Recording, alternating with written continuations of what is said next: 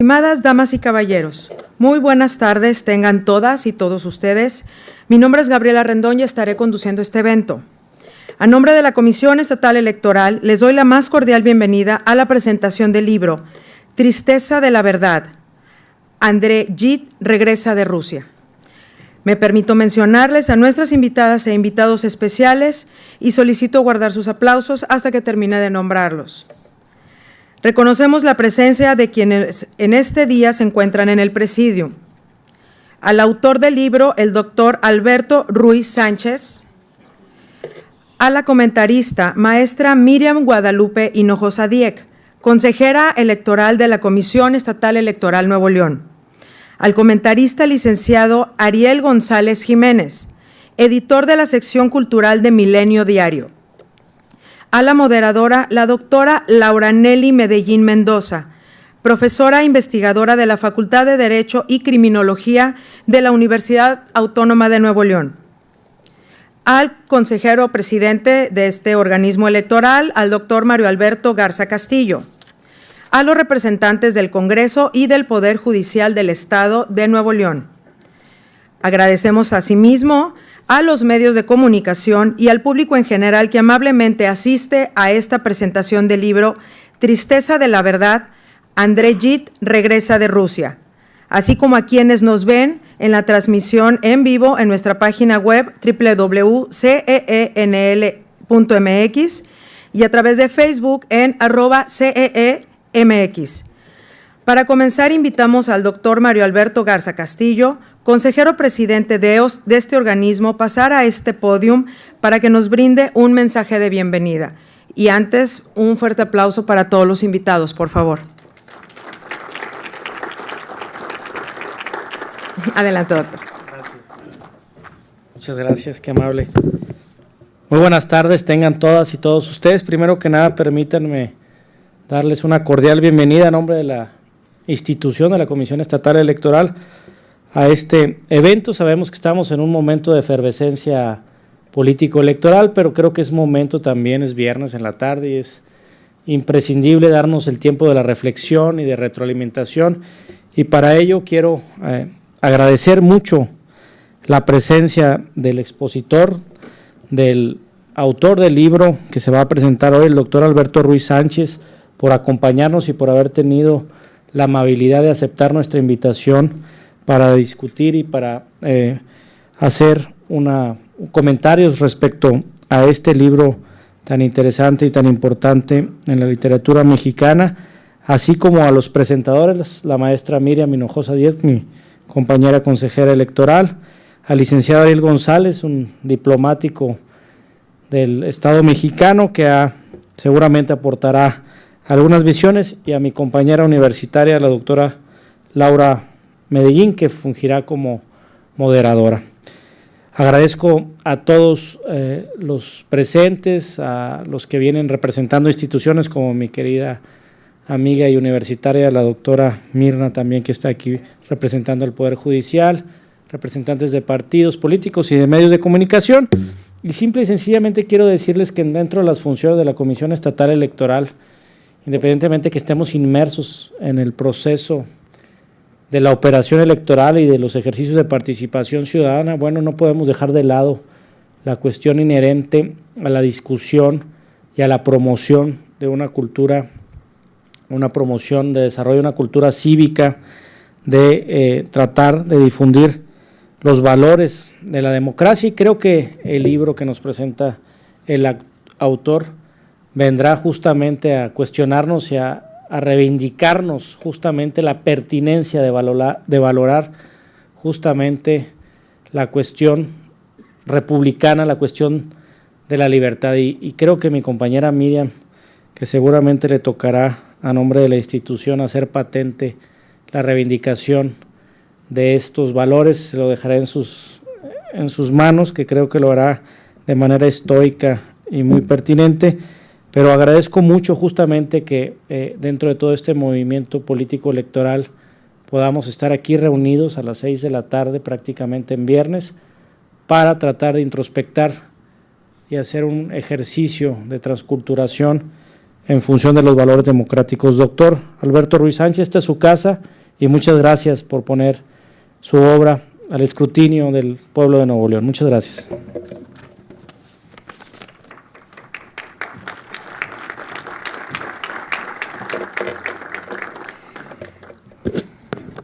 Agradecemos las palabras del doctor Garza Castillo y agradecemos también la presencia de nuestra consejera electoral, la licenciada Rocío Rosiles Mejía, que nos acompaña. Bienvenida, consejera. Para continuar, me permito leerles la síntesis curricular de la doctora Laura Nelly Medellín Mendoza, quien moderará este evento. Es licenciada en Ciencia Política y Administración Pública por la Facultad de Ciencias Políticas y Administración Pública de la Universidad Autónoma de Nuevo León. Cursó maestría en Análisis Político en la Facultad de Ciencias Políticas y Sociales de la Universidad Autónoma de Querétaro. Es doctora en Ciencias Sociales con orientación en Desarrollo Sustentable por Instituto de Investigaciones Sociales de la Universidad Autónoma de Nuevo León. Fue becaria de CONACYT en el periodo 1999-2001 y del año 2003 al 2006. Sus líneas de investigación son estudios sobre el Estado, seguridad pública y calidad de la democracia de Nuevo León. Actualmente es profesora investigadora de tiempo completo en la Facultad de Derecho y Criminología de la universidad que mencionamos, tanto en licenciatura como en posgrado.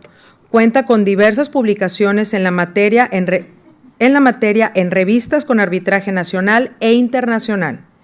Pertenece al Sistema Nacional de Investigadores del CONACYT desde el año 2009 y cuenta con perfil PROMED que otorga la Secretaría de Educación Pública. Démosle un fuerte aplauso y bienvenida, por favor. Muchas gracias. Muchas gracias, muy buenas tardes a todos. Y para dar inicio a este evento voy a dar lectura a la currícula de la maestra Miriam Guadalupe Hinojosa Dieck, que ella es una de las comentaristas de este libro que presentamos en esta tarde.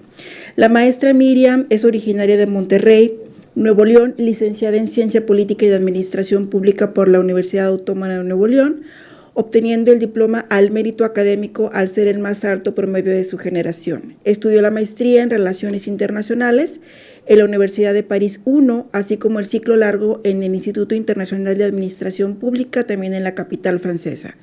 La maestra Hinojosa realizó un seminario en análisis de políticas públicas en el Instituto de Altos Estudios de Administración Pública de la Universidad de Lausana, Suiza. Fue directora de Comunicación y Relaciones Institucionales de la Universidad de Monterrey, institución educativa donde ejerció como profesora de Ciencia Política y directora del Departamento Académico de Ciencias Sociales del 96 al 2014.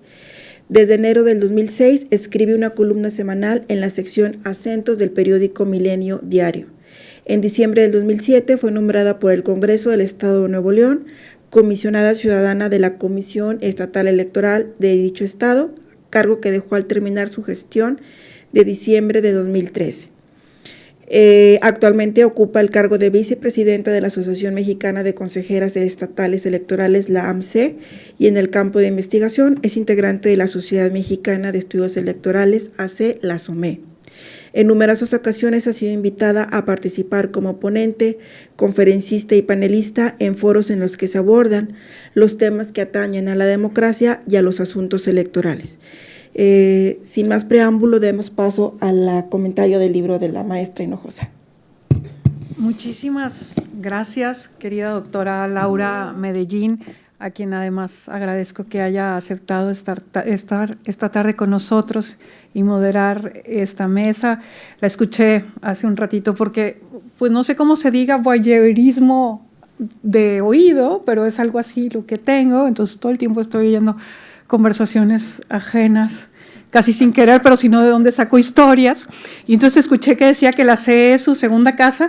Yo diría que la primera, Laura, porque como bien dice nuestro presidente, es la casa de la democracia y tú has aportado muchísimo en nuestro estado al estudio de las cuestiones electorales. Entonces es, por supuesto, tu casa y te agradecemos mucho que como tal la tomes y nos estés acompañando esta tarde. Bienvenida como siempre.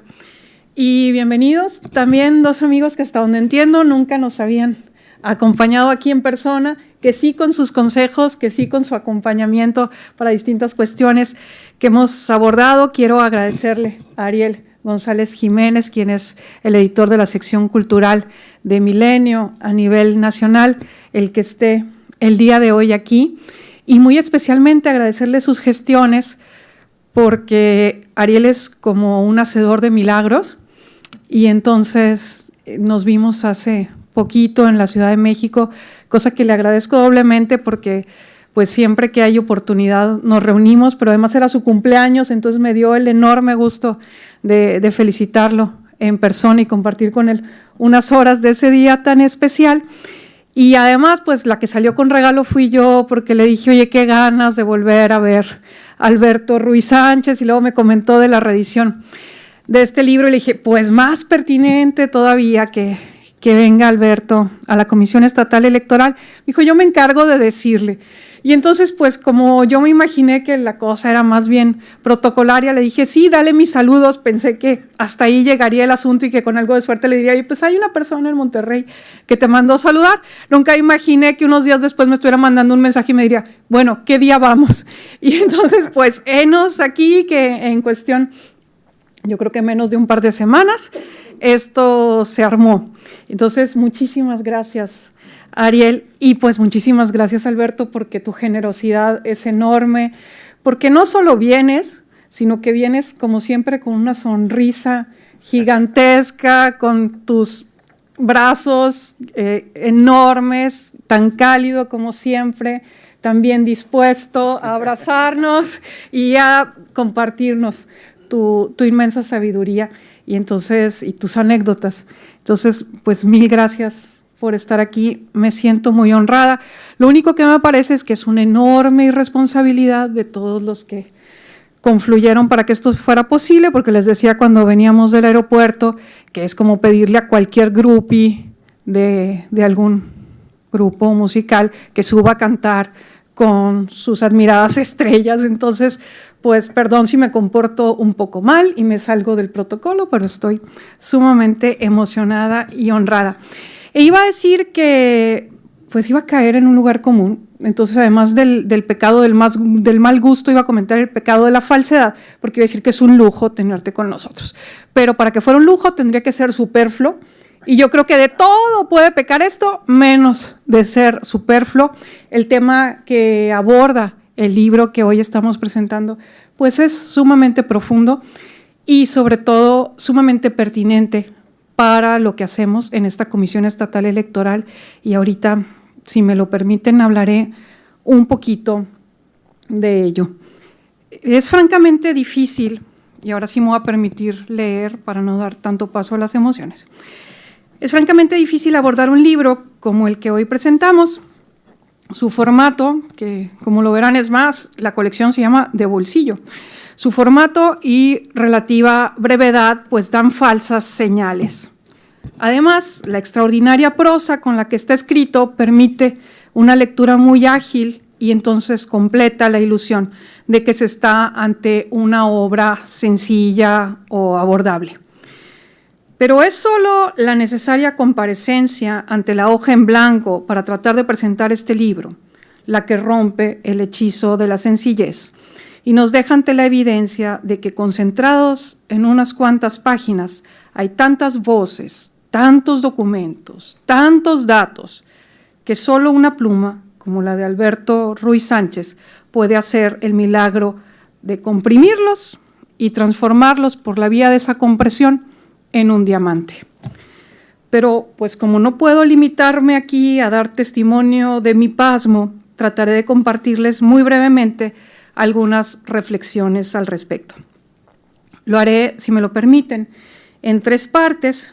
Primero quisiera hablar un poquito acerca de su autor, después con respecto a la siempre compleja, de la que sabes muchísimo, relación entre los intelectuales y la política, y por último haré referencia a la pertinencia de una obra como esta en el contexto de un órgano electoral. Por supuesto, como lo único que tengo son dudas, pues pretendo sembrar estas 3 aproximaciones con un gran número de preguntas. De la biografía de Alberto Ruiz Sánchez no conozco nada más que lo accesible por la vía del ciberespacio. Sin embargo, no puedo dejar de sentirme asombrada de cómo, tras casi una década de haber coincidido en brevísimos momentos, vuelven a mi mente cosas que dijo, ideas que me compartió en algún trayecto y que se quedaron grabadas para siempre en mi memoria. Así, cada vez que veo un textil fantástico, no puedo sino pensar en la anécdota aquella que me contó respecto al artesano que ante un tejido le comentó: parece Nueva York visto por la noche cuando vas aterrizando. Y cada vez que veo una tela pienso en eso. Y recién hace unos días el interés que ha generado la cinta dedicada a la vida de P.T. Barnum me hizo recordar con cuánto entusiasmo me habló del número que estaba por publicar Artes de México respecto al arte del circo. Por esos días en eso estaban. Como puedes ver, Alberto, pues lo que para ti son hilvanes de cotidianeidad se vuelven para otros, gracias a tu extraordinaria forma de narrar, pero sobre todo debido a la pasión con la que las abordas, delicadas piezas de encaje que permanecen en la memoria y sobre las que rudos artesanos como tu servidora seguimos invocando nocturnos paisajes neoyorquinos. Tristeza de la verdad no es el primer libro que Alberto Ruiz Sánchez dedica a la vida y obra de otro escritor. Ya en 1990 había publicado una introducción a Octavio Paz y creo que no abuso si encuentro algunas similitudes entre los dos autores. Está, obviamente, el gran reconocimiento que ha merecido su obra y que incluye, en ambos casos, el Nobel de Literatura. Pero va más allá. Está esa conciencia social que los lleva a no ser ajenos a las vicisitudes políticas de su época y a comprometerse con ideas a las que luego cuestionarán, aunque ello les signifique el desdén de sus contemporáneos, para luego verse reivindicados por el curso de los acontecimientos, aunque no necesariamente se subraye lo atinado que fueron sus presagios. De hecho, es el propio Octavio Paz quien prologa Tristeza de la verdad. Y va aquí mi primera pregunta. ¿Cómo se sobrepone un autor a un prólogo, sobre todo uno tan elogioso de Octavio Paz?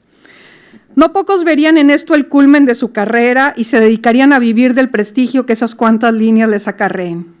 No ha sido para nada el caso de Alberto Ruiz Sánchez, quien no ha hecho sino demostrar en los hechos que tampoco en eso Paz se equivocó y todos le agradecemos su prolífica obra. Más o menos por la misma época en que Ruiz Sánchez escribía su ensayo sobre Octavio Paz, este último trabajaba en el conjunto de ensayos y discursos que aparecieron publicados bajo el título de Pequeña Crónica de Grandes Días, desde la cual el autor comentaba, entre otras cuestiones, justamente el fin del comunismo. Traigo esto a colación porque lo que logra Alberto Ruiz Sánchez es abordar ese tema desde un ángulo distinto y, permítaseme decirlo así, minucioso, el de la más grande de las primeras grietas al régimen soviético. Y es que, como muy bien lo detalla en su libro, si Gide no fue el primer intelectual en lanzar una crítica a cómo Stalin materializaba el comunismo en la URSS, su peso como intelectual generó una sacudida mayúscula. Se ha discutido profusamente si nos encontramos ante el fin de las ideologías, y ahora sí, arribando al México actual, no son pocos los que están dispuestos a declararlo ante lo que consideran alianzas antinatura entre izquierda y derecha, como las que atestiguamos actualmente. Pues una cosa es segura, lo que no ha tocado a su fin es este esfuerzo de relaciones públicas propio de los regímenes totalitarios de seducir a la inteligencia extranjera para convertir a sus grandes figuras en voceros de lujo de las bondades de dichos regímenes. A pesar de que ese rol los ha puesto no pocas veces en aprietos, cabe preguntarse si lo más sano sería abandonarlo. Más importante aún, cabe preguntarse si sería factible que los intelectuales dejen de dar parte de las ideas que atisban en el horizonte y que pudieran acercarnos a sociedades más justas. ¿Qué tanto podemos recriminarles el ser los primeros en resquebrajar los espejos que nos quieren vender los mercaderes de utopías, cuando fueron ellos los primeros en observar el brillo de la posibilidad de un mejor futuro?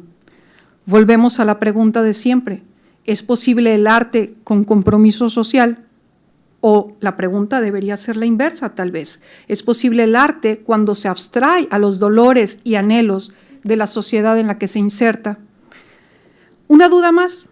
Cuando al cerrar el libro, Ruiz Sánchez dice, cito, «De allí esta verdad paradójica. Al salir de su sueño político, de su prestada utopía y volver a poner los pies en la realidad, Gide regresó también a la literatura, continuó finalmente lo mejor que podía hacer para hacer del mundo un mejor lugar, su obra». Aquí se termina la cita.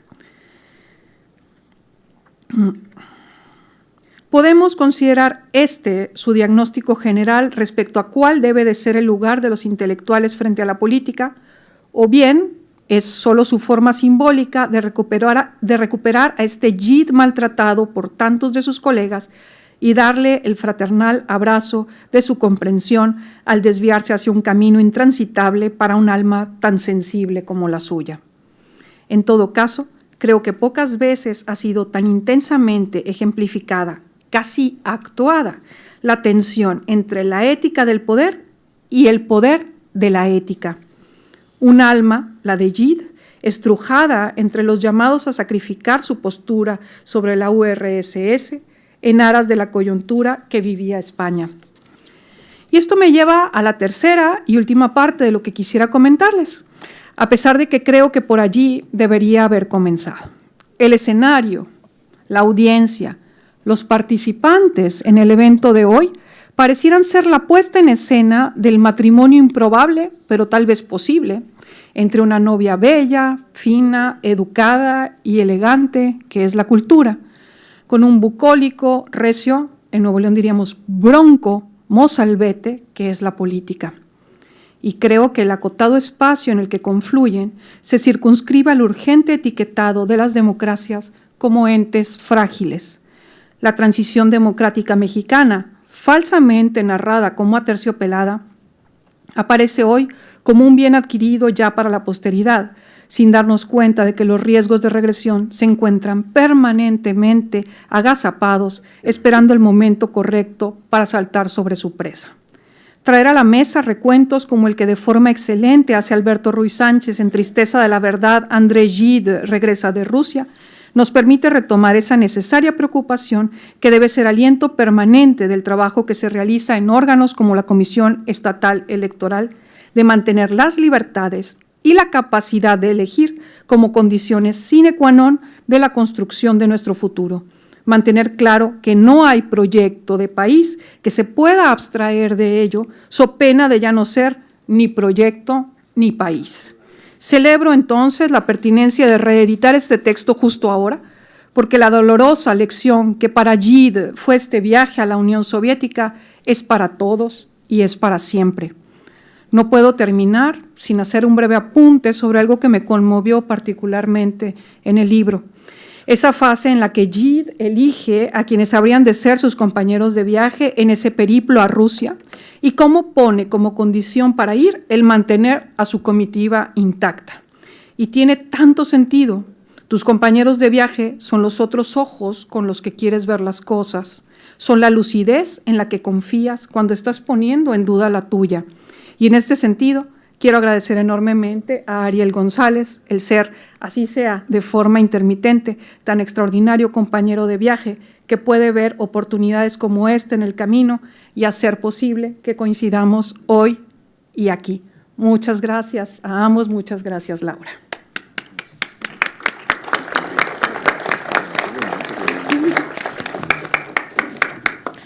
Muchas gracias. A continuación, escuchamos a Ariel González Jiménez y me permito leer su currícula. Ariel González Jiménez es periodista cultural, estudió economía en la Facultad de Economía de la UNAM, fue editorialista del periódico El Nacional y columnista de su suplemento cultural que se llama El Nacional Dominical. Ha sido coordinador editorial de la Agencia Mexicana de Noticias, Notimex, y agregado de prensa en la Embajada de México en Argentina, entre otros cargos públicos relacionados con la comunicación social. Se ha desempeñado como conductor del programa radiofónico Pasos Comunicantes de Radio UNAM y Conex de México, producido y transmitido en Buenos Aires por FM Palermo. colaborador de diversas publicaciones dedicadas a temas de comunicación, cultura y política. Actualmente es editor de la sección cultural de Milenio Diario. El Consejo Nacional para la Cultura y las Artes publicó su libro Brevario de Correrías, antología de los textos publicados en su columna Analecta de las Horas, que publica semanalmente Milenio Diario. Adelante, maestro. Muchas gracias. En primer lugar, pues deseo agradecer a esta instancia, que es la Comisión Estatal Electoral, que haya servido, que esté sirviendo como foro para la presentación de este libro de Alberto Ruiz Sánchez, que me parece de una enorme actualidad. Cuando comentamos sobre la posibilidad de que esta actividad tuviera lugar, evidentemente uno podría pensar que quizás la presencia de un escritor, sobre todo un escritor como Alberto Ruiz, pues no encaja perfectamente en lo que son las actividades de una instancia como esta. Sin embargo, creo que ahora me queda mucho más claro. Justamente de lo que se trata es de que se puedan tender puentes, y creo que eso es lo más importante, entre la cultura y la política. La política, que a veces en el lenguaje cotidiano tiene un gran desprestigio, adquiere un gran prestigio cuando recordamos que todos somos entes políticos y que todos tenemos la obligación, si vivimos en sociedad, de estar interesados en la política. Y esto es todavía más importante cuando tenemos la posibilidad de encontrarnos con temas como los que defendió Gide, como los que recupera Alberto en su obra, que tienen que ver con la posibilidad de la convivencia democrática, la posibilidad de que las libertades permanezcan por encima de proyectos que pueden ser diversos, que pueden ser encontrados, pero justamente la condición de la vida democrática es que todos estemos de acuerdo, por lo menos, en que la vida democrática misma es indispensable, es lo que nos puede estructurar como país y lo que puede garantizar el futuro, sea cual sea este. Entonces, agradezco a las autoridades del Consejo Estatal Electoral de Monterrey, de Nuevo León, perdón, que nos hayan permitido estar aquí. A Miriam en particular, creo que pues esta es uno de esos momentos en los que creo que queda muy explícito el interés que ella tiene precisamente para que se genere este diálogo y se puedan enriquecer las posibilidades pues justamente de nuestra visión de la democracia, que en un país como este, que yo creo que pues merece tener muchas oportunidades en este terreno, muchas más de las que ahora de pronto aparecen a la vista. Voy a permitirme leerles algunos pasajes del comentario que preparé sobre este libro, y desde luego quiero ser lo más breve que pueda para que después ojalá podamos tener, por supuesto, habiendo escuchado a Alberto previamente, podamos tener algún diálogo con ustedes. Fueron muchos los que visitaron la utopía comunista, o al menos creyeron hacerlo. Esta utopía que estaba materializada en eso que se conoció como Unión de Repúblicas Socialistas Soviéticas. La gran mayoría de los intelectuales extranjeros que pisaron este territorio en los primeros años de la Revolución, y aún mucho después, pienso en Jean-Paul Sartre, por ejemplo, señalando luego de una gira por la patria comunista que había una total libertad, decía él, de crítica en la URSS. Todos ellos no iban buscando indagar nada, mucho menos poner en cuestión algo, sino simplemente confirmar sus más profundas convicciones. De ahí que convenga hablar de estas visitas en términos más bien religiosos.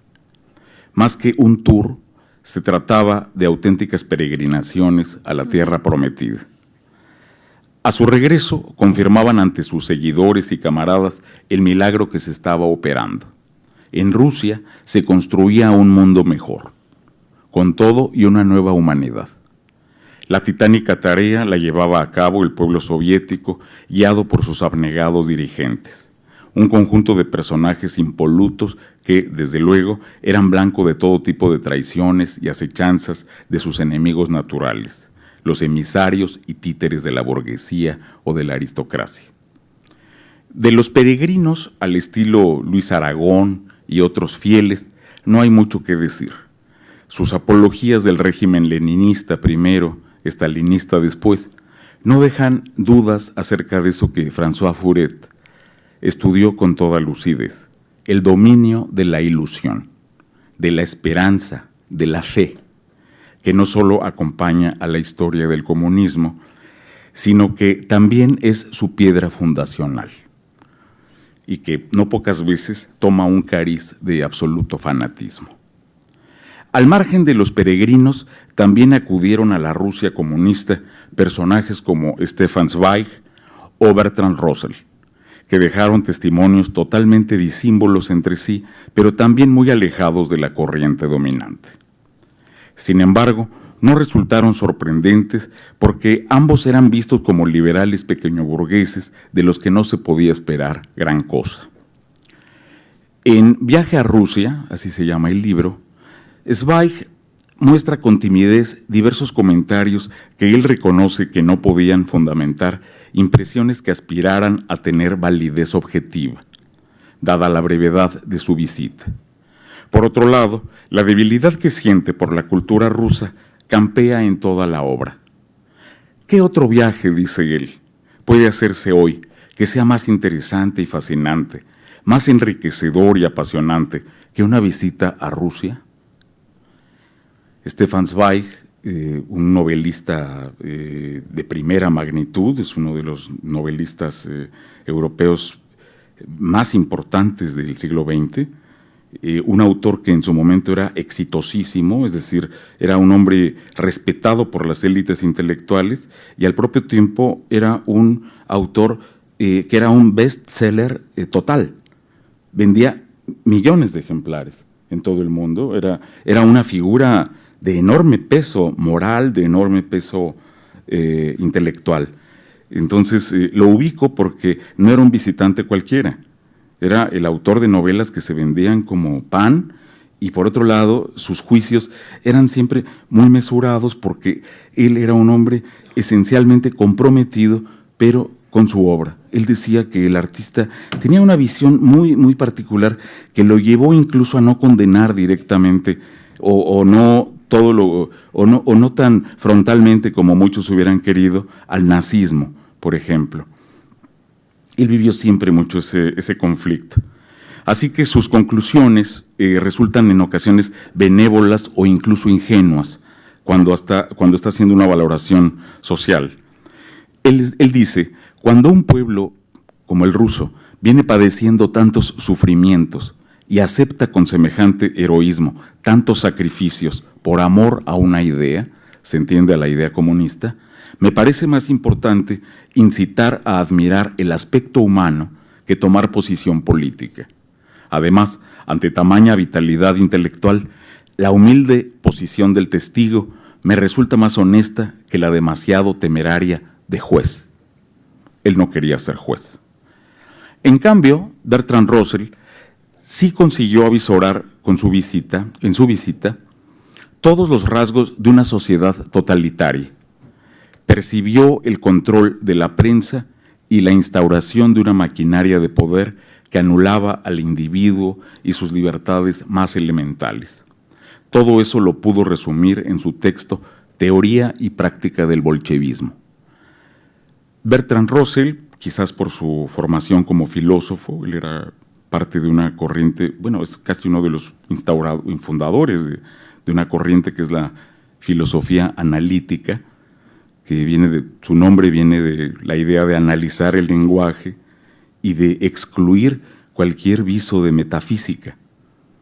son desde luego empiristas, son desde luego partidarios del análisis objetivo de las cosas, son filósofos que privilegian la realidad antes que las creencias, antes que la subjetividad y por supuesto antes que las ideas místicas que puedan rodearla.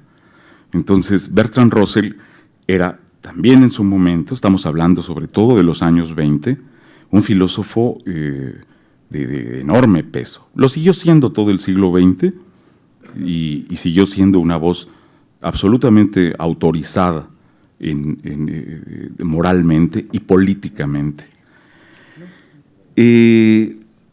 Entonces, estas dos perspectivas, la de Stefan Zweig y las de Russell, que yo aquí pongo como ejemplo de otras visiones, resultado de viajes a la Unión Soviética, produjeron desde luego gran revuelo, pero no impactaron mucho al mundo intelectual cercano al comunismo, porque no eran ellos militantes, no estaban demasiado cerca de la militancia. Entonces se veía como, lo que dije ahí, es un poco como intelectuales pequeñoburgueses que de forma liberal e independiente se habían acercado a la Unión Soviética, pero no tenían mayor trascendencia. Sin embargo, quien sí viene a detonar un nuevo tipo de disidencia es André Gide. ¿Por qué? Porque originalmente él sí pertenecía a las élites intelectualmente comprometidas con el proyecto socialista. Gide era visto, además de ser como Stefan Zweig, una figura absolutamente reconocida, de gran prestigio, era visto como el mejor amigo de la Unión Soviética, el adversario invencible de la guerra y el fascismo. Entonces, el testimonio herético con el que él da forma a Regreso de la URSS, la obra que en buena medida es comentada en el trabajo de Alberto, este autor se convierte pues en un gran traidor para la hermandad que ciegamente apoyaba a la Rusia comunista. Y este es el caso que explora Alberto en este libro, Tristeza de la verdad, André Gide regresa de Rusia.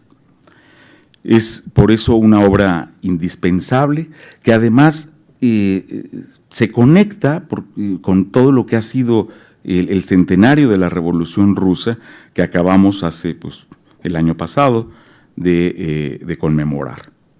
Son 100 años que han permitido reflexionar ampliamente sobre lo que fue este experimento, en qué devino, cómo es que se produjo y qué queda de él, porque estas son las cosas que hay que preguntarnos.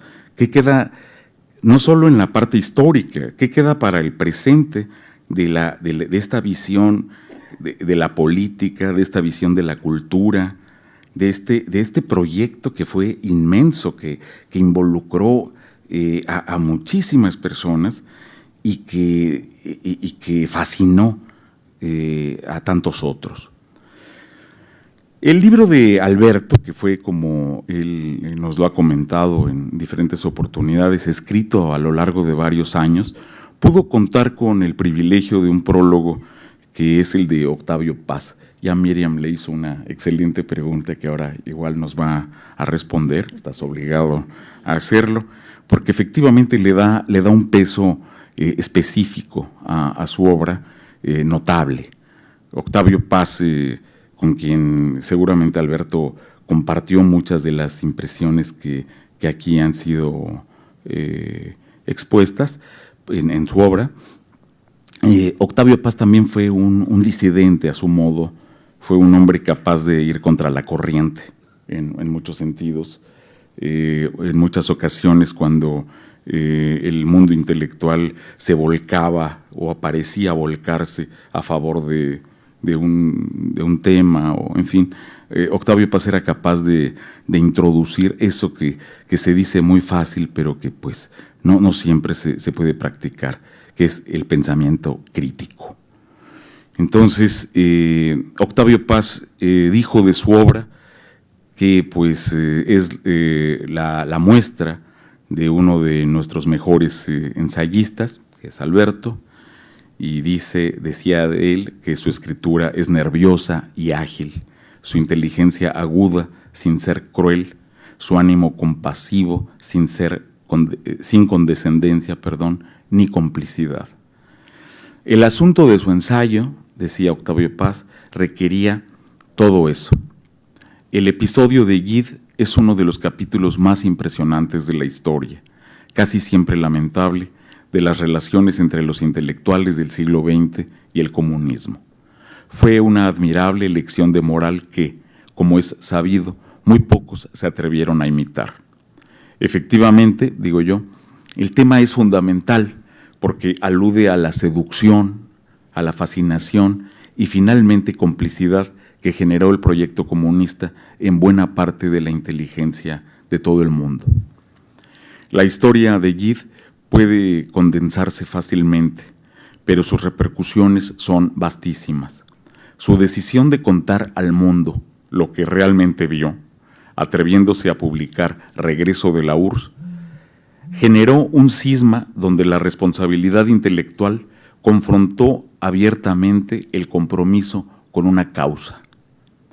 La racionalidad, o sea, puso en la mesa, digamos, en el gran debate, la racionalidad frente a la fe, la veracidad de los hechos ante la ilusión, la crítica, el pensamiento crítico contra la propaganda. Dos campos desde entonces delimitados perfectamente. Un autor y un pensador que siguió estos mismos pasos es George Orwell, que creo que tenemos que con toda justicia mencionar porque es también otro de los grandes autores que supo ir contra la corriente, supo definir que ese mundo mejor que queríamos construir desde la perspectiva socialista o comunista no tenía que construirse a cualquier precio. Por ejemplo, al precio de sacrificar las libertades más elementales. Entonces, Gide es acusado de traidor, de servir a los intereses de los enemigos de la patria comunista, pero el tiempo le ha terminado dando la razón puntualmente. El paraíso proletario era una inmensa prisión con total ausencia de libertades porque habían sido aplastadas. La magistral reconstrucción que hace Alberto Ruiz Sánchez del viaje y retorno de Gide a la URSS, y también algo muy importante, que es cómo se forma Gide, es decir, cómo se integra a las filas de los intelectuales comprometidos y cómo se separa después, esa dolorosa, efectivamente, esa compleja separación de lo que han sido las convicciones que por muchos años tuvo. Ese es el proceso que queda perfectamente bien descrito en este trabajo y que es el que creo que le da toda la sustancia. La lección moral de André Gide, como dijo Octavio Paz, sigue vigente. Su desencanto del comunismo sigue siendo también una de las más lúcidas y valientes advertencias sobre el terror totalitario. Y la tristeza de la verdad, de esta verdad que hemos comentado aquí, pues es lo que brillantemente documenta Alberto Ruiz Sánchez en su libro, y es algo que yo por lo menos le agradezco profunda y sinceramente. Muchas gracias.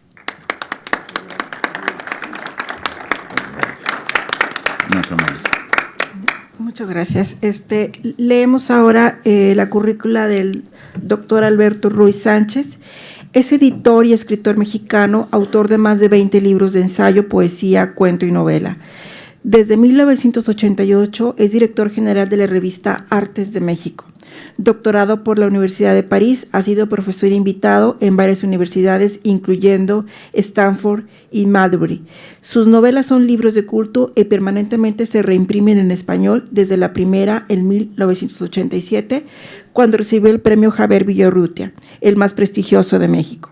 La Universidad de Nuevo México lo premió como ensayista y fue becario de la Fundación Guggenheim de Nueva York.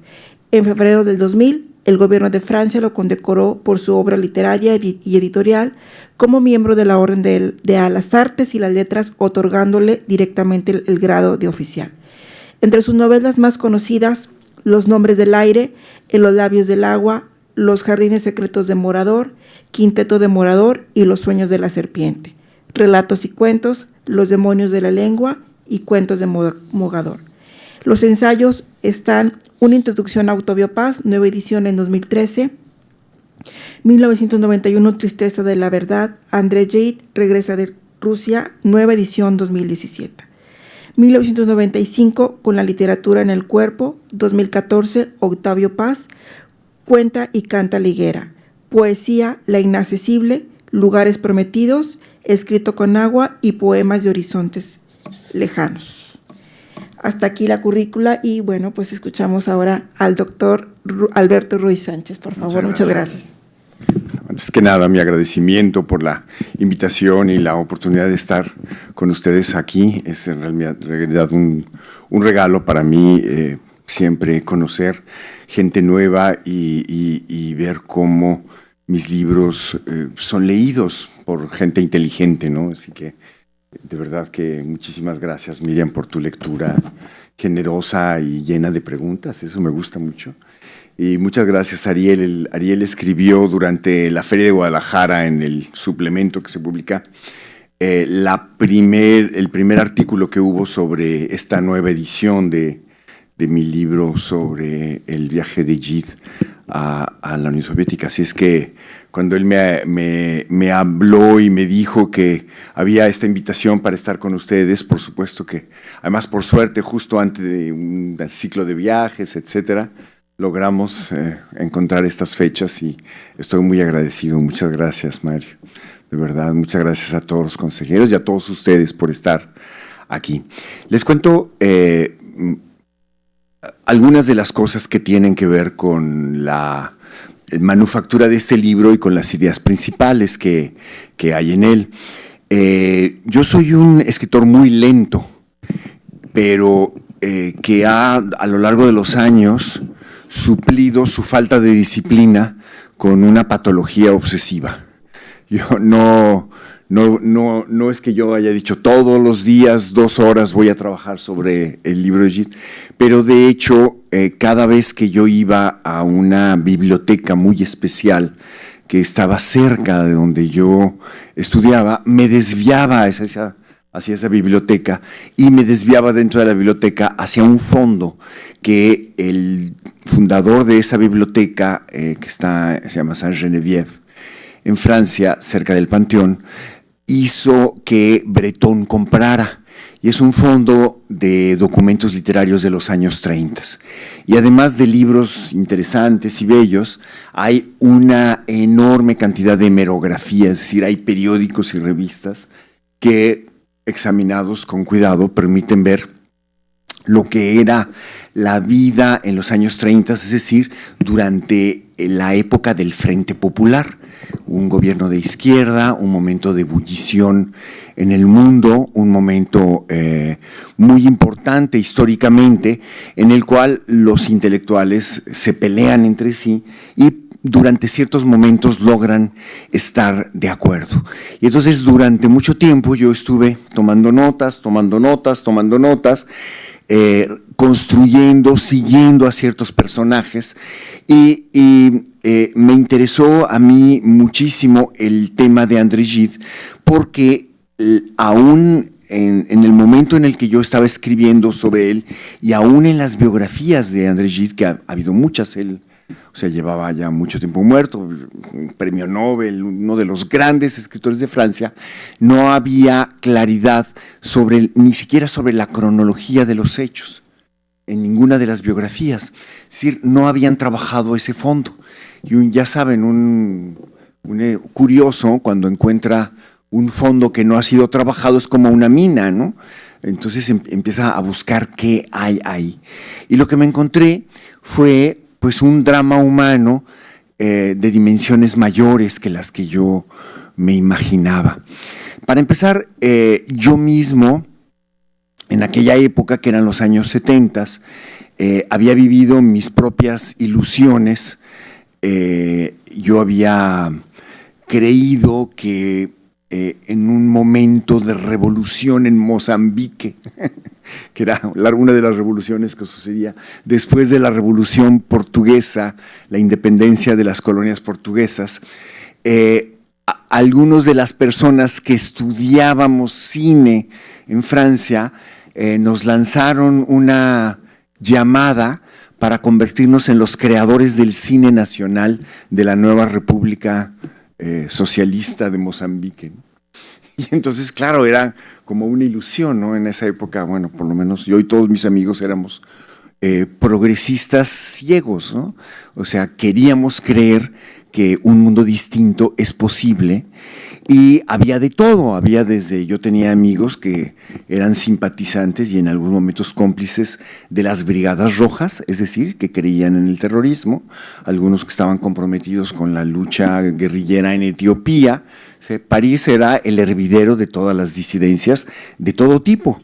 Y la oportunidad de tener, además era un contrato que el gobierno de Mozambique tenía a través de la UNESCO, y te daban un contrato en la UNESCO en el que tú podías primero durante una época aprender portugués, y durante esa época que yo aprendí portugués para ya entrar en el contrato, después fui descubriendo muchas cosas. Bueno, una muy extraña era que no te pagaban sino 3 años después.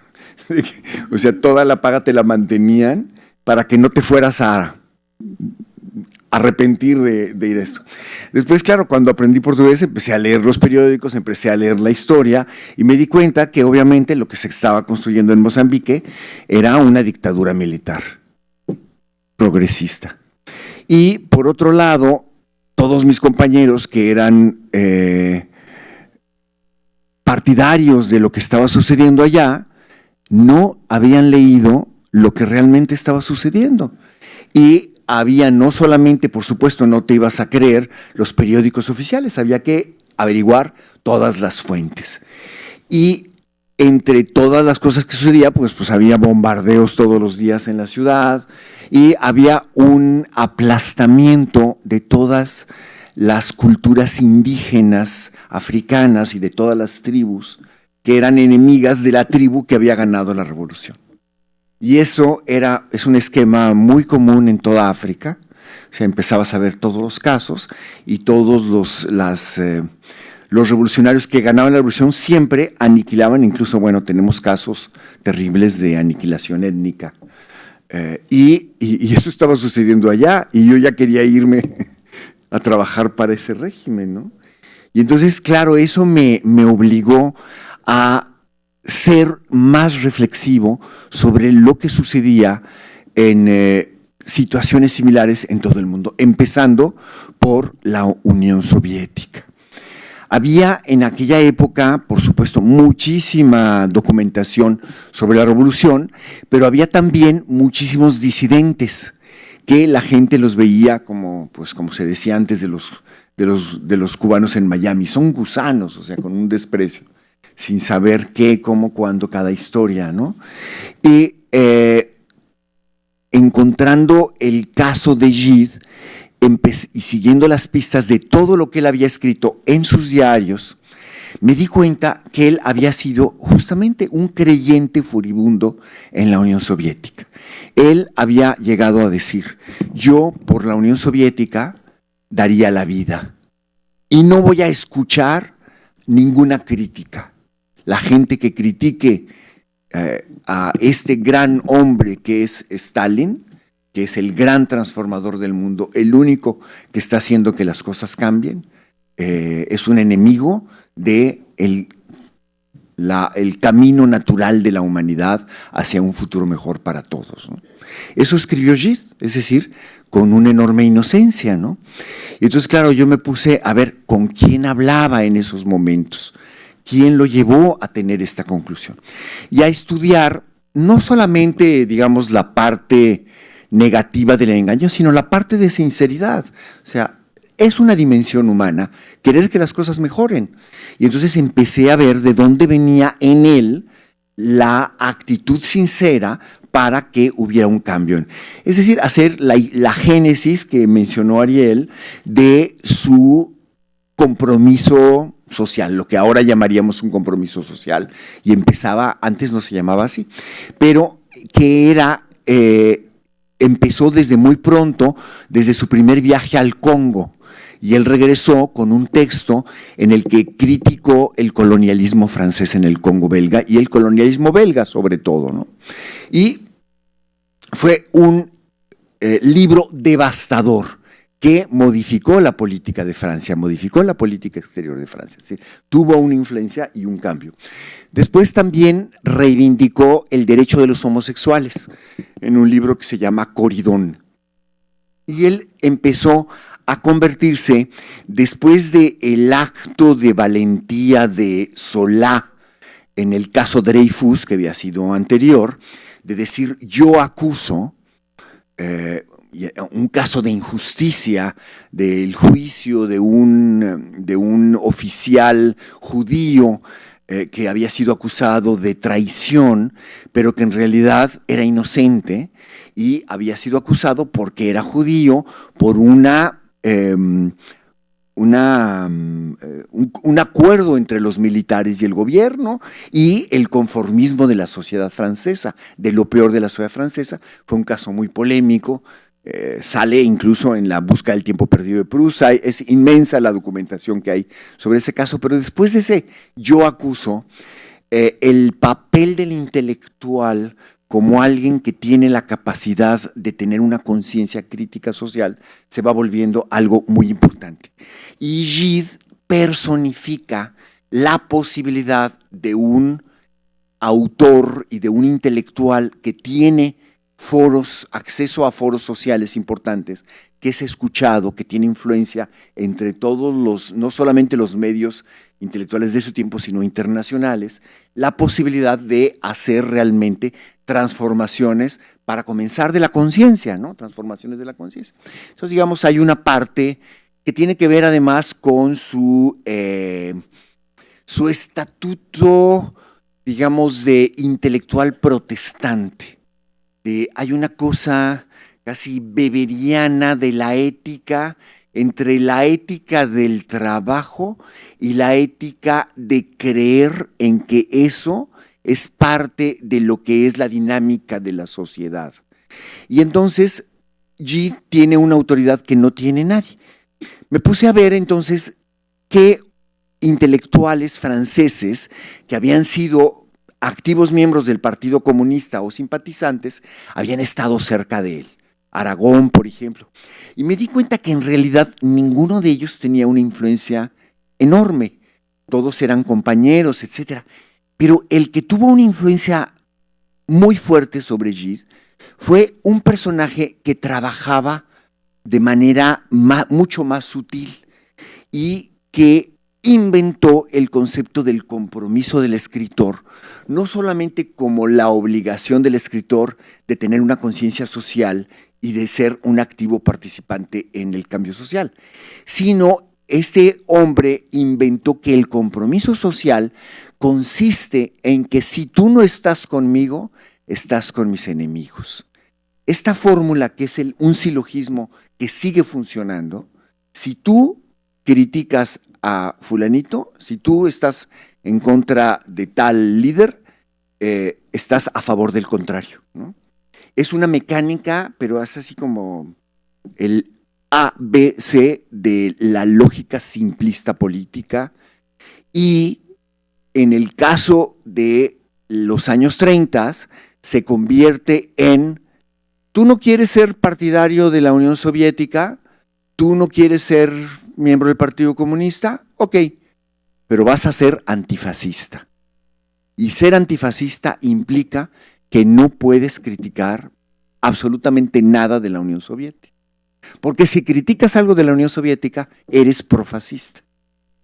Y esta lógica empieza a impregnar y a meterse en las venas de todos los intelectuales en los años 30. Si criticas a la Unión Soviética, eres fascista y eres hitleriano. Si estás en contra de Hitler, automáticamente estás del lado de la Unión Soviética. Y Gide, entre muchos otros, cayó en esta lógica. Y entonces me puse a ver quién era esta persona que inventó esto. Y me di cuenta que era un alemán, un socialista alemán que había trabajado en la República de Weimar, un hombre que con el tiempo se convirtió en el Goebbels de Lenin.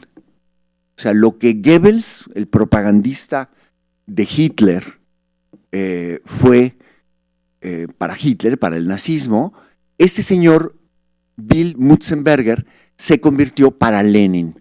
Entre otras cosas, fue una idea de Münzenberg la manera en que se inventó la Primera Internacional, es decir, la solidaridad con la Unión Soviética. Y él inventó la manera en la cual puedan convertirse en partidarios, incluso en financiadores de la Unión Soviética, gente que de pronto estaba apoyando, dando dinero para los niños pobres de Ucrania, ¿no? Y de pronto mandaban cobijas para los niños de Ucrania, en el mismo momento en el que ahora lo sabemos, Stalin estaba mandando a asesinar en un pueblo, por ejemplo, en una noche asesinaron a 1,800 personas. Se acaba de publicar el libro de una señora, Anne Applebaum, que ganó el Pulitzer con su libro anterior sobre el Gulag, que se llama La hambruna roja, y es increíble cómo justamente en el momento de este viaje están sucediendo atrocidades y hay un movimiento internacional de solidaridad con los niños pobres de Ucrania, organizado por los partidarios del Partido Comunista, mientras el gobierno de la Unión Soviética está matándolos y está matando a todos, ¿no? Entonces hay un entramado que es bastante complejo, pero que tiene una historia precisa y que después de haber creado primero las internacionales, con la red de todos los partidos comunistas internacionales, y después los actos de solidaridad de intelectuales, todos los congresos de intelectuales antifascistas, todo operado por la gente cercana a la Unión Soviética, inventa el compromiso del escritor y encuentra gente como Sartre que se convierten en los teóricos del compromiso del escritor, ¿no? Y mucha gente que incluso, o sea, la cronología es devastadora porque en el momento de mayor ilusión en Europa, el terror en la Unión Soviética estaba desencadenado. O sea, ahí entre el 32 y el 40, o sea, el 39, porque ya la guerra complica todas las operaciones de exterminio, hay aproximadamente, nada más en la zona central de la Unión Soviética, 5 millones de asesinados. O sea, es la dimensión del terror estalinista es enorme. Está todo muy estudiado, está absolutamente todo documentado. Y después de la caída del muro de Berlín se han abierto todos los archivos, o sea, no hay, antes decía, bueno, es que eres tal y tal, no hay discusión, está absolutamente todo documentado. Y cuando yo escribí este libro, todavía no estaban abiertos todos los archivos, pero yo seguí la pista de este hombre, Münzenberger, a través de un hombre que había sido su asistente y se llama Arthur Koestler, que es un gran escritor, que después fue un enorme periodista, y sus memorias son Cero y el infinito, ¿no? Son 6 volúmenes increíblemente emocionantes, ¿no? Y entonces él cuenta cómo operaba todo esto, y yo empecé a seguir a través de los periódicos franceses todas las pistas de este hombre, que era de una discreción absoluta. Pero, por ejemplo, se sabe que él fue el que operó el asesinato de uno de los uno de los hijos de Trotsky en Francia, el asesinato o sea, de toda la gente que fuera disidente, Münzenberg la operaba y al mismo tiempo organizaba los congresos de los intelectuales. La cantidad de documentación da para volúmenes enormes. Yo lo que hice simplemente fue contar la historia de este hombre que sinceramente cree, contar la historia de su desilusión, cómo organizó su viaje, cómo fue, qué vio, porque él no alcanzó a ver todos los terrores que había. En realidad, su relato de qué era la Unión Soviética es muy blando comparado con lo que podía haber visto si hubiera estado enterado. Pero él tuvo también, antes de escribir nada en su regreso, sabiendo ya que estaba desilusionado, una carta de Victor Serge, que era un antiguo militante muy activo en todos, desde el bolchevismo hasta el trotskismo, que además estuvo exiliado en México y fue el padre del pintor Vladi. Y Victor Serge le escribe una carta que yo pongo como anexo en el libro, donde le pide que sea honesto. Dice, no te pido que pienses tal y cosa, sé honesto simplemente, a nombre de la gente que está pasándola mal. Yo solamente te pido que cuentes realmente lo que sientes.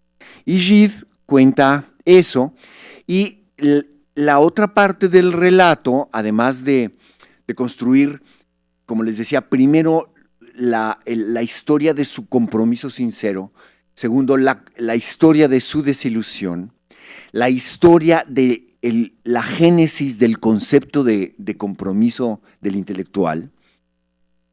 La última parte es en realidad la intolerancia que vive, o sea, una intolerancia que sigue sucediendo porque son mecanismos humanos de todas partes, pero que pasaba, por ejemplo, después de que publica su texto en contra de la Unión Soviética, todo el mundo se le echa encima y iban en la banqueta y la gente que venía, que eran sus amigos, se cruzaban de la calle para no saludarlo, escriben contra él, escriben atrocidades, se convierte en, por ejemplo, cuando hay el Congreso de Escritores Antifascistas durante la Guerra Civil en España, los autores cercanos al Partido Comunista, es decir, prosoviéticos, piden que todos escriban, todos los intelectuales que estén ahí, escriban una condena a Gide, ¿no?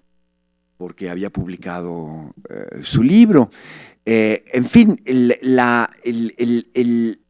dilema entre creer en algo, creer sinceramente en algo, muy sinceramente en una causa, ir y darse cuenta de que esa causa no existe, de que es una falsedad, de que la gente la está pasando mal y que no es lo que él creía, y después la intolerancia y todos los mecanismos humanos para coartar esa libertad, es algo humanamente muy dramático, que yo trato de pensar, de expresar de la manera menos dramática posible, ¿no? Pero contando todo lo que sucedió sintéticamente, ¿no? Y qué significó para muchas personas antes y que sigue siendo ahora. Plantea muchas preguntas importantes que nos atañen. Por ejemplo, una de las preguntas es siempre el dilema entre la causa y la verdad, ¿no? Y una de las preguntas candentes es: ¿pertenecer a un partido, pertenecer a una causa nos ciega? ¿Ser miembro de un partido necesariamente nos obliga a ser ciegos hacia ciertas cosas? Ese tema es, digamos, para un intelectual es algo muy grave, ¿no? De hecho, relacionándolo con lo que decías de Octavio Paz, cuando a Octavio Paz le dieron el premio Nobel, la Academia la Academia Sueca, lo que señaló fue una actitud de Octavio Paz que el académico definió en latín, que quiere decir, como con dos palabras, non serviam, que quiere decir no ser un vasallo, no quedarse sin cuestionar o reflexionar lo que está sucediendo. Y si tú vas a apoyar lo que sea, tienes que hacerlo después de una reflexión, lo cual no implica que te puedas equivocar. Pero lo que fue muy interesante con respecto al tema de Octavio Paz y todo esto, es que mucho antes de yo conocer a Octavio Paz, yo tuve un maestro que era un griego que se llamaba Kostas Papaioannou. Este griego era un marxista muy férreo, el cual yo aprendí mucho de él, y que había dejado de ser marxista para convertirse no en antimarxista, sino en marxólogo, es decir, en un estudioso del marxismo. Y este hombre pues había peleado en la Revolución Griega, se había ido a vivir a la Unión Soviética, había opinado cosas que estaban en contra del partido y habían tratado de asesinarlo 3 veces. Terminó después viviendo en Francia, y en Francia la escena es muy curiosa, porque él me la contó a mí, pero Octavio Paz no la cuenta, que estaban los dos en un café, los dos, quiere decir, un joven de 23 años y otro joven de 25, tratando de ligarse a una rubia en el de Magot, en Francia, y cada uno era más presumido que el otro, contándole cosas y siendo muy inteligente y no sé qué. Tanto así que terminaron seducidos uno por el otro y dejaron a la rubia de lado. Y esta seducción intelectual entre ellos hizo que Octavio Paz, antes que todos los intelectuales latinoamericanos, escribiera sobre el Gulag, porque Kostas Papaioannou tenía información sobre el Gulag, porque había vivido en la Unión Soviética, y muchos de sus amigos estaban en lo que se llama la Kolyma, que es los campos de concentración más terribles de Siberia, ¿no? Entonces Octavio Paz tenía esa información, después de haber sido creyente, nunca fue del Partido Comunista, pero él era creyente. La evidencia de todo esto nunca le permitió ceder ante ningún coqueteo, digamos, de lo que Furet, en el libro que tú citas, que es un libro fundamental para entender la historia del siglo XX, donde describe las ilusiones del siglo, se llama El pasado de una ilusión. Es un libro fundamental, el libro de François Furet, donde escribe justamente todo esto, ¿no? Yo acabo de estar en un congreso de escritores, en un festival de escritores en Estados Unidos, y la gente me dice, ¿y por qué los intelectuales franceses fueron tan partidarios de la Unión Soviética? No entiendo por qué, ¿no? O sea, ya aislado del contexto, aislado de todas las variantes y de todas las fuerzas en tensión, y estos eran historiadores de la Unión Soviética, o sea, no entendían por qué, pues porque tenías que ver toda la red y toda, no solamente la parte de manipulación del poder, sino también la parte de sinceridad que hay en una causa, ¿no? En una causa, y cómo se entretejen unas cosas con otras, ¿no? Y entonces, cuando publiqué este libro, primero lo publiqué en varios artículos, y empecé a recibir cartas de gente, de especialistas en Gide, de una persona que estaba escribiendo la biografía sobre Münzenberg. Empecé a recibir una carta de Susan Sontag, y todo me ayudó digamos, a reflexionar más sobre la manera de plantear las cosas, ¿no? Y digamos, lo que yo traté es, teniendo un punto de vista claro, no ser alguien que no comprende la dimensión humana de lo que está sucediendo. Y en ese sentido me acusaban de novelista, ¿no? Es decir, porque en realidad no es que sea falso lo que yo, pero son personas finalmente. Cada uno de estos no solamente son el letrero y la causa por la que pelean, no solamente son el partido que los ciega, son personas.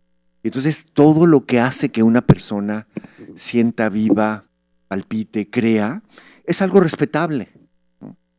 Lo que no es respetable es el argumento de que se justifica, el argumento límite de todas las causas del signo político que sea, de que se justifica matar por instaurar un mundo mejor, ¿no? Eso es, para mí, ese es el límite, ¿no? Pero no lo era para muchos, ni lo era para la gente de mi generación, ¿no? O sea, la gente vinculada a las Brigadas Rojas creía que se justificaba perfectamente, ¿no? Hacerlo. Este libro tiene dos parientes dentro de mis libros. Uno anterior, que es un libro que escribí investigando en el archivo de un jesuita que se llamaba el padre Surin, que exorcizó a unas monjas en el sur de Francia. Y que este hombre había sido el segundo exorcista de este convento de monjas, de una monja sobre todo que se llamaba Madre Juana de los Ángeles. El dominico que había estado antes se había aprovechado de la monja histérica, se había acostado con ella y terminó quemado por la Inquisición. El jesuita también se enamoró de ella, pero al enamorarse de ella, lo que él decidió es él cometer un asesinato para que el demonio que estaba dentro de ella se metiera en él y entonces salvarla. Es decir, es un tema teológico, pero hay un momento que para mí es clave y tiene que ver con la lógica que todo el tiempo vemos en acción en este momento histórico. El momento en el que el exorcista jesuita, el último, el segundo, se entrevista con Madre Juana de los Ángeles. Al principio están en un refectorio, muros blancos, o sea, un convento medieval, están conversando y hay un momento en el que ella empieza a tener la voz ronca. Oh, y entonces en lugar de la monja empieza el demonio a hablar en ella, ¿no? Y ella se levanta, se repega así dramáticamente en el muro y se sale del cuarto. Pero antes de salir, con su mano, que era la mano del demonio, deja una marca de carbón sobre el muro. ¡Ah! Al otro se le enchina la piel, se queda cuadrapléjico, cuadruplicado. Se tarda un momento en recuperarse, sale del cuarto y se da cuenta que en la manija había carbón. Le había hecho trampa.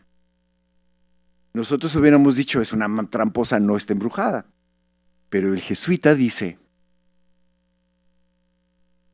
está mucho más embrujada y mucho más poseída por el demonio de lo que yo pensaba, porque el demonio la obligó a hacer esta trampa. Muchas veces la reflexión política funciona así, ¿no? Cuando Octavio Paz escribió Las trampas de la fe, no es la fe lo que es el problema es racionalizar la fe. El problema no es que creyera o no si estaba. El problema es que el argumento que sea, él lo convierte en lo que él necesita creer, ¿no?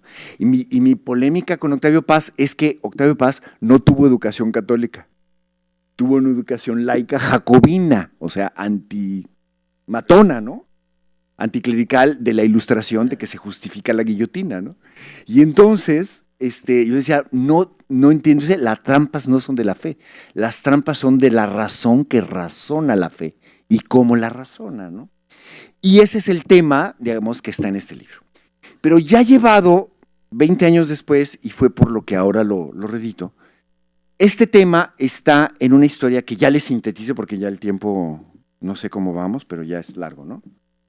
Todavía tenemos, bueno, que tiene que ver con la novela que ahora estoy publicando, que se llama Los sueños de la serpiente. Y que fue que durante toda la investigación que hice y la escritura de este libro, revisé toda la bibliografía y revisé todo este manuscrito, lo puse al día y lo presenté ahora para reimprimirse. Y es que encontré, bueno, siempre el principio fundamental y el motor es que yo había trabajado durante 30 años sobre el deseo.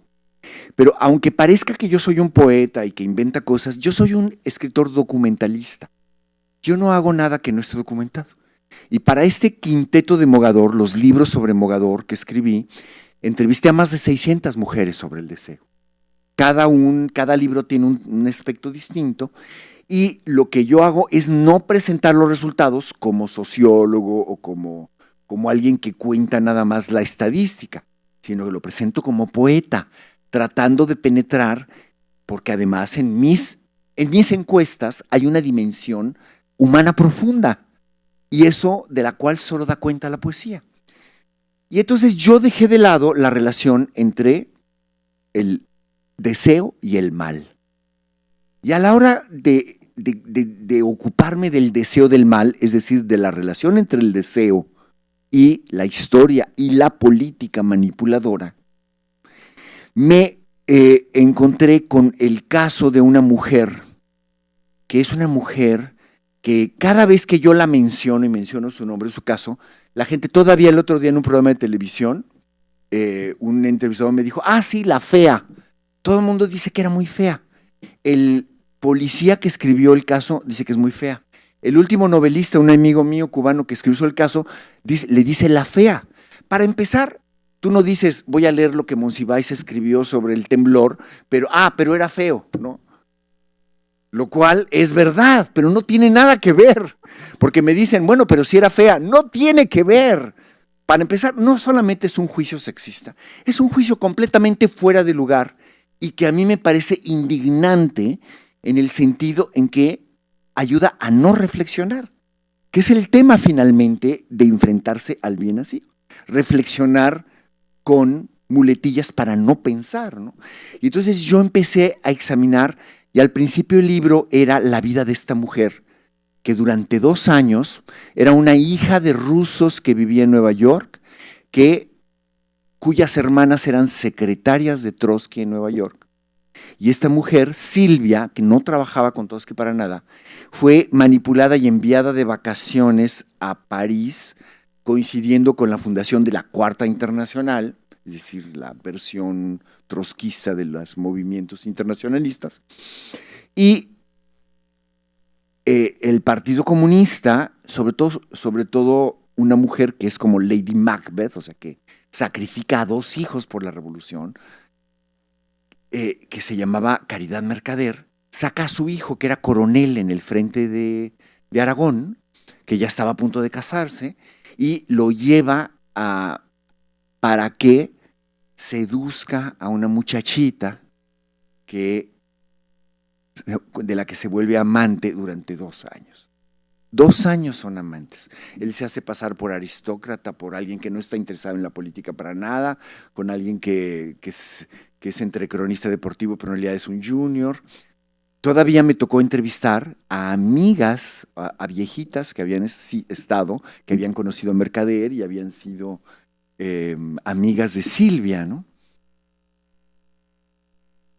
Todos los 2 años son en un momento dado, se pelean, regresa a Nueva York, pero era una pelea nada más para él, con una jugada, no sé cómo se llamaría esa jugada en ajedrez, pero aparentemente se pelean y él le dice, me manda, acabo de entrar en un trabajo de export-import, todos los espías de los años 30 trabajaban en compañías de exportación, ahora serían en casas de bolsa, ¿no? Lavando dinero. Y entonces le dice, tengo que ir a vivir a México, alcánzame. Y entonces ella, claro, en México está Trotsky, ¿no? Entonces llega, ella entra a trabajar con Trotsky y durante muchos meses están en relación, él hace como que no entra, etcétera, todo para estar 15 minutos, estuvo 2 veces 15 minutos para poder asesinar a Trotsky, ¿no?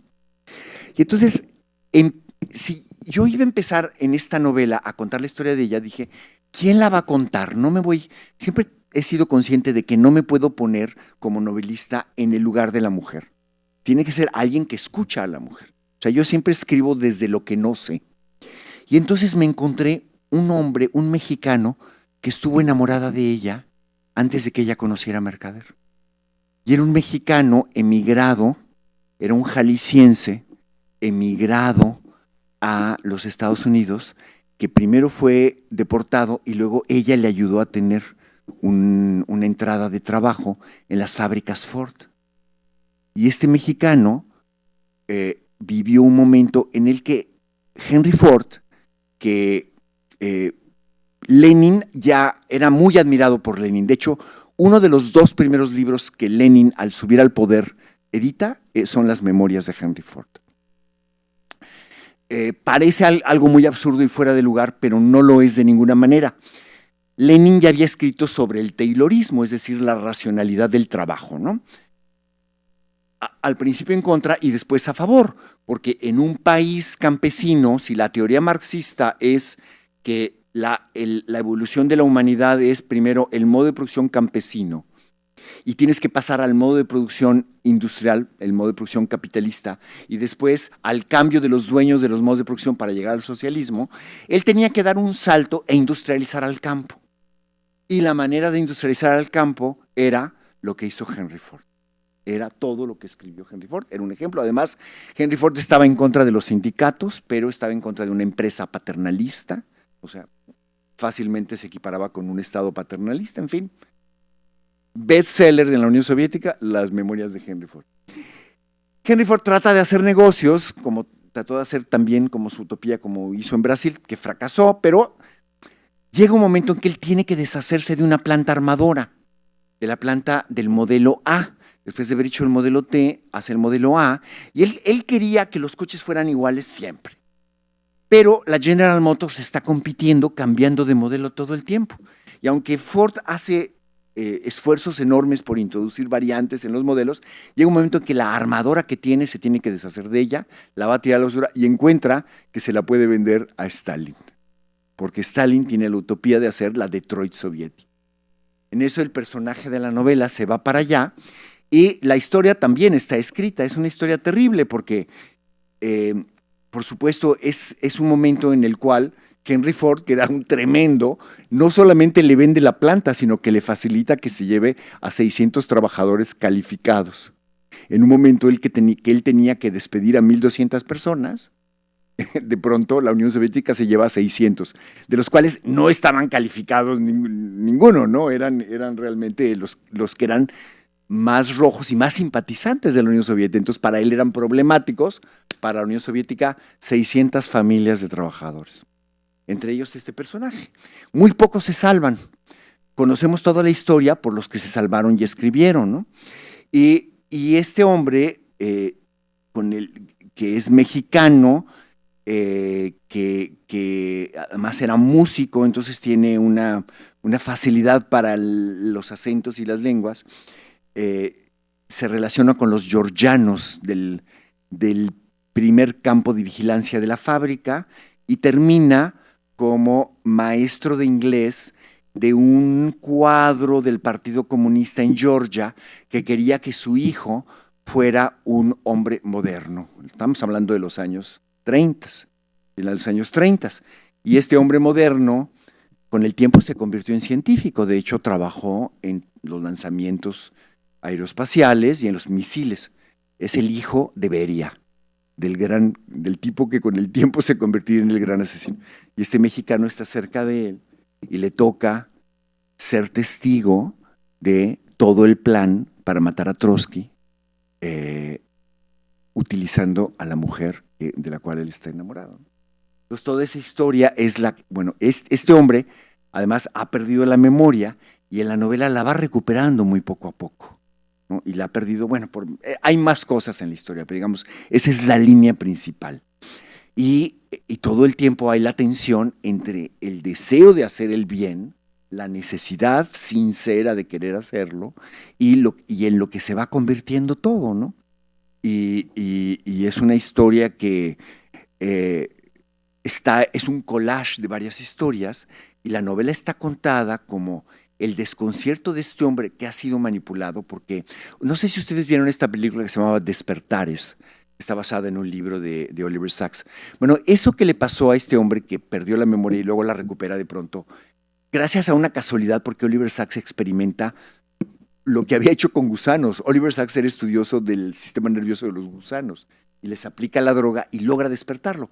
Bueno, en los años 50 hay un experimento soviético para dormir gente que era confiable de ellos, lo mandan a los Estados Unidos como gente que ha perdido la memoria con un vínculo además con psiquiatras ingleses. Se sabe de 50 casos y con el tiempo algunos los descubrieron en diferentes lugares y este personaje es uno de ellos, ¿no? Y con el tiempo va despertando, porque los soviéticos tenían dos grandes avances realmente impresionantes, iban mucho más adelante que todo en el mundo. La ciencia de los venenos, la ciencia de cómo matar a la gente, y la ciencia de la manipulación psiquiátrica. Y entonces, esto que para Oliver Sacks es descubrimiento y todo eso, los soviéticos ya lo sabían, pero desde hace muchísimo, desde muchísimo tiempo antes, ¿no? Entonces, toda la historia es la historia de este hombre que con métodos de mnemotecnia va escribiendo en las paredes de su celda lo que va recordando, ¿no?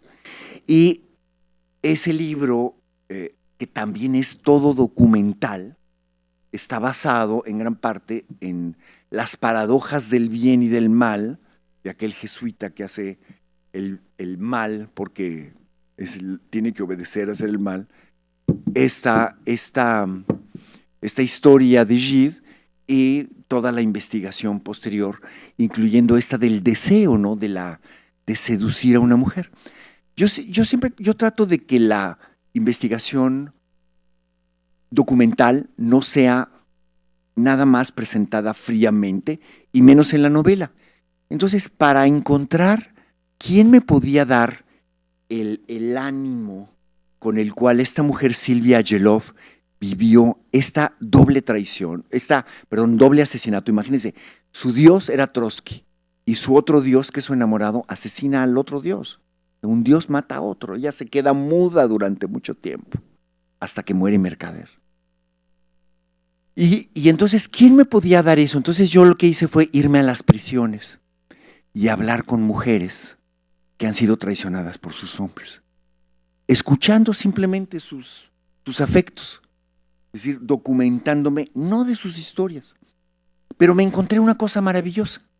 Un amigo mío, que es un artista que se llama Serrano, tiene un taller de collages en Santa Marta, Catitla, en la prisión de Santa Marta, Catitla. Y las mujeres hacen unos collages donde se manifiesta su alma profunda de una manera increíble. Y cuando fui, esas mismas mujeres viven en unos cuartos con ositos de peluche, cositas de Walt Disney, todo eso. Todos somos muchas personas. Todos, podríamos decir, todo el mundo tiene esas dos dimensiones. Pero esta dimensión profunda es la que yo creo que una literatura encargada de investigar en el alma humana debe tratar de sacar a flote, ¿no? Y eso es lo que yo trato, incluso pongo el collage ahí. Una chica que se llama África. Y sí, es increíble. El 85% de las mujeres que están en la prisión de mujeres han sido traicionadas por sus hombres. Es avasallador, ¿no? Son historias terribles, terribles, ¿no? Y casi siempre en esta línea, ¿no? Entonces, bueno, así fui alimentando todo, ¿no? No solo el hecho, no solo el documento, sino además la pasión, ¿no? O sea, un escritor tiene que ser no solamente el historiador de los hechos, sino el historiador de las pasiones, ¿no?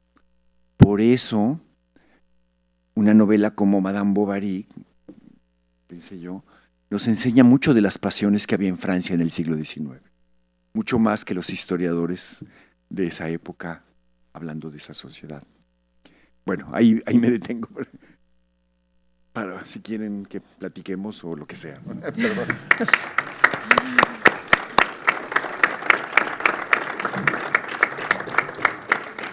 Pues muchas gracias, doctor, por su brillante exposición. La verdad estoy anodadada y lo que le sigue respecto a su exposición. Entramos a la sección de preguntas y respuestas. Por favor, si alguien quiere levantar la mano, hacer un comentario respecto a la obra del autor, por decir su nombre y a quién va dirigida la pregunta, etc. Muchas gracias. No sé quién quiera participar. ¿Puedo participar yo? Muchas gracias, Miriam, por tu lectura. Me gustó muchísimo. Pero fíjate que precisamente ahorita que hablas de las mujeres y cuál es el rol que tienen en la historia y cómo a veces pasan pues muy grises, como lo narraste aquí, la parte que toca este libro, luego ya entraste muy de lleno al tema de las mujeres, pero en la parte que toca este libro, en lo que subrayó Ariel, en lo que yo misma subrayé, pues parecería una historia de hombres. Y sin embargo hay un personaje ahí que creo que da para otro quinteto, que es este de la Petite Dame. Entonces, no sé si podrías hablarnos un poquito de quién fue ella y qué rol jugó en esta historia, para que no la dejemos como si fuera una historia de hombres, que no lo es. Bueno, hay algo muy tremendo e interesante, que Gide era, bueno, fue un gran defensor de la homosexualidad, pero era bisexual. Y él incluso tuvo una esposa y una hija. De hecho, ahorita toda la Fundación André Gide, todos los derechos de fotografías y de todo lo maneja Catherine Gide. Y Catherine Gide es hija de la Petite Dame. La Petite Dame era pues la mejor amiga de Gide, su vecina. Era la esposa de un señor Rieselberg, y que se veían todos los días, vivían en el mismo edificio.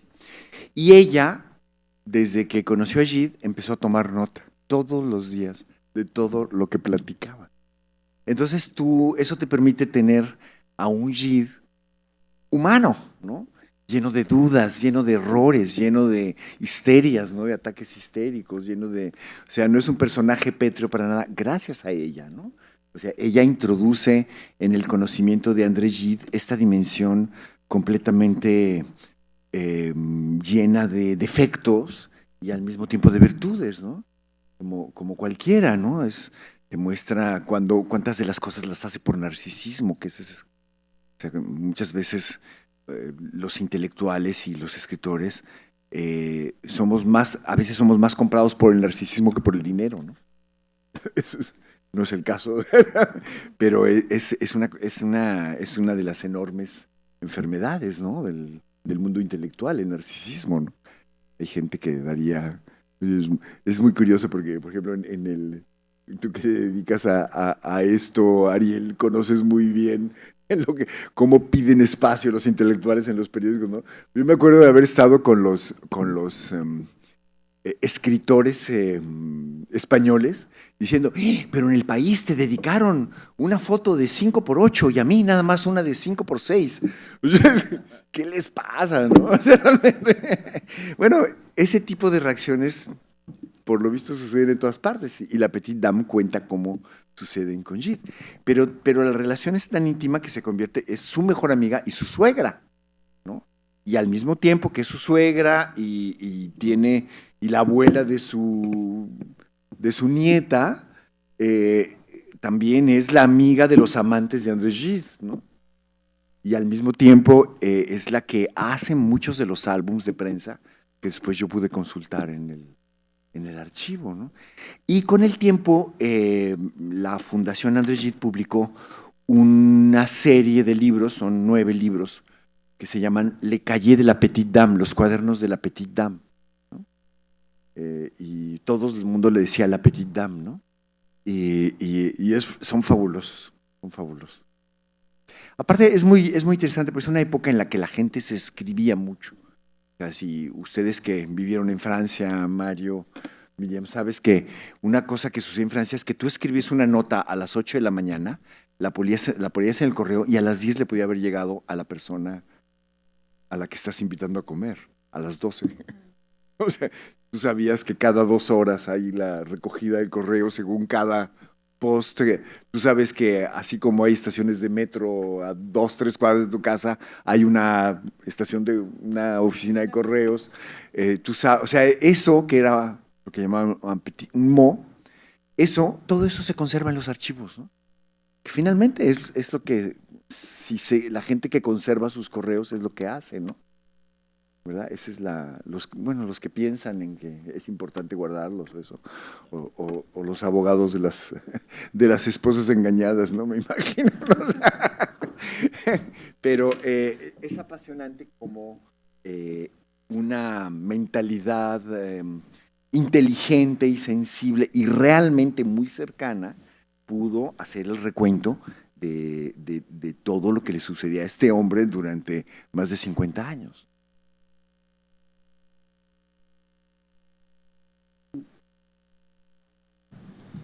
Yo nada más quisiera recordar, desde luego, cuando dices, bueno, Gide de carne y hueso, desde luego, no hay que perderlo de vista. Es un hombre con defectos y con virtudes, pero llama la atención siempre su capacidad autocrítica. Les cuento rápidamente una anécdota que es en la historia de la literatura muy relevante. Gide tuvo la oportunidad de ser el editor de En busca del tiempo perdido de Marcel Proust y lo rechazó. Vivió con eso toda la vida, pero él reflexionó sobre el tema y se arrepintió de no haber publicado a Marcel Proust. Es un ejemplo de honestidad y de sabiduría, porque es algo que al intelectual le concierne o le debería de concernir, porque vemos muchos ejemplos de gente que se calla, que después cuando le pregunta a un periodista qué sucedió con tal asunto, dice, no, es un error, eso yo no lo rechacé, o qué sé yo. No, él encaró ese y otros errores que pudo haber tenido, pero habla de su personalidad, de un hombre que siempre está constantemente revisando no solo la realidad, sino también su posición frente a ella, ¿no? Y bueno, yo traté de escoger en el libro los rasgos que pintaran a la persona que era, ¿no? De una manera sintética, ¿no? Claro. Porque no, te digo, podía ser inmenso, ¿no? Pero bueno, la síntesis siempre ayuda, ¿no? Lo mismo en el otro libro, en Los sueños de la serpiente, hay una necesidad de composición. O sea, no es solamente sumar y sumar páginas, sino que cada párrafo, cada página es una composición. Si hay gente que nada más lee un capítulo, pues que sea como un cuento, ¿no? Y que lo goce como si eso tuviera una unidad, ¿no? Hay toda una relación entre el espacio y la memoria. Entonces, bueno, pues así funcionan. Para mí los libros deben ser así. También si la gente lee nada más su fragmento, pues también que se lleve algo, no solamente de información, sino de satisfacción estética, ¿no? Claro. Yo quería hacer un poquito, regresando, si me permiten, un poquito al libro concretamente. Solo quisiera hacer un comentario. Quisiera llamar la atención sobre algo que tú comentabas, Alberto, que aunque parece evidente hoy, todas las atrocidades, todas las penalidades que se generaron en la ex Unión Soviética, el libro de Gide es importante porque se escribe, y eso es lo que quiero que consideren ustedes, 30, 40 años antes de la publicación de El archipiélago Gulag de Alexander Solzhenitsyn. Desde luego él no conoció la obra de Solzhenitsyn, pero y tampoco conoció con detalle los horrores que sí conoció Solzhenitsyn, pero los intuyó, los logró captar plenamente, y sabía que estaba todo dado para que se produjeran ese tipo de barbaridades. Tampoco conoció una obra hoy fundamental. Hay quienes dicen que no es el Doctor Zhivago la principal novela del siglo XX, sino Vida y Destino, de Vasily Grossman. Vasily Grossman es otro importantísimo escritor que revela pues, el infierno que se construyó en nombre de la libertad, pero sobre todo en nombre de la igualdad. Entonces, Vasily Grossman, por cierto, no fue asesinado porque era visto como un héroe. Su participación en la Segunda Guerra Mundial hizo imposible que lo ejecutaran, pero en cambio sí, desde luego, lo condenaron al ostracismo y, lo más importante, a la no publicación de su obra. Hay una anécdota en cómo él lleva su trabajo, es una novela impresionante que se llama Vida y Destino, y un funcionario comunista que por lo visto lo quería bien y era su amigo, le confiesa y le dice, mira, tu libro va a ser publicado en la Unión Soviética, yo creo que dentro de 500 años, le dice. Y se lo regresa. La primera publicación de ese libro es fuera de Rusia, fuera de la URSS, y es una historia de aventuras. Feltrinelli lo lleva en un microfilme, como se decía antes, ¿verdad? Microfilmado, lo sacan de la Unión Soviética y es publicado por Feltrinelli en Italia, la primera edición. En fin, son cosas que pasaban en ese… para eso digo mucho más, pero es este libro el que nos recuerda toda esta historia pues llena de cosas maravillosas y terribles, desde luego con una galería de personajes fantásticos, parecieran fantásticos en lo que tiene que ver con su dimensión humana y también intelectual, pero fueron absolutamente reales. Eso es lo… Sí, es increíble, ¿no? Mientras en el libro de Gide, bueno, hay muchos opositores al poder y todo eso. En el libro de La Serpiente, yo trato de no darle a ninguno de los personajes un falso heroísmo. Con mucha frecuencia los escritores tendemos a pensar que tal o cual autor que fue reprimido por Stalin era un héroe de la libertad y en el caso de Gide es verdadero, pero en el caso de la Unión Soviética era muy difícil porque sobre todo, por ejemplo, el protagonista de mi libro tenía que ser cómplice. Y si tú te das cuenta, los grandes autores vanguardistas, aunque después fueron reprimidos por Stalin, fueron cómplices. Shostakovich en sus memorias cuenta cómo él, que era un músico vanguardista, y los otros músicos vanguardistas creían en destruir el pasado, como después sucedió en el reino del marxismo-leninismo, que la gente que vivió la época sabe que eso quiere decir maoísmo, ¿no? Destruir el pasado era como ser revolucionario, ¿no? Y entonces Shostakovich cuenta cómo hubo un congreso de músicos populares religiosos y juntaron a 260 músicos de toda la Unión Soviética y los asesinaron. Y eso es muy común. Yo fui un gran fanático de joven de Einstein, de su teoría del montaje, de las películas de la Corazón. Y si tú las ves con el tiempo te das cuenta que es vil propaganda, que por ejemplo la Revolución de Octubre no fue para nada como él la pinta, ¿no? O sea, fue un golpe de Estado mucho menor.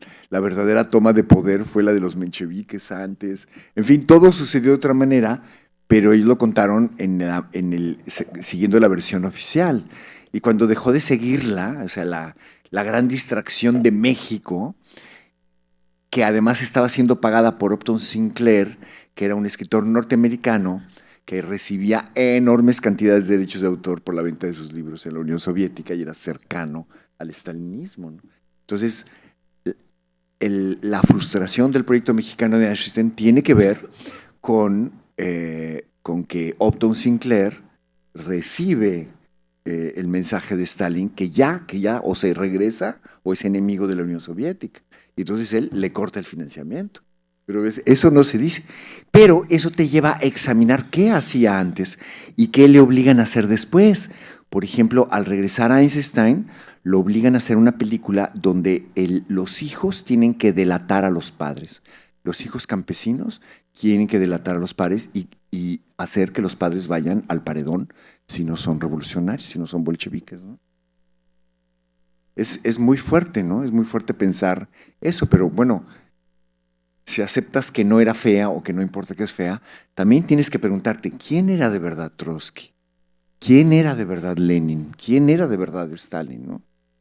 Y son seres mucho más complejos y todo lo que sucede, ¿no? Bueno. Agradecemos la participación de las y los integrantes del Presidium en esta presentación del libro.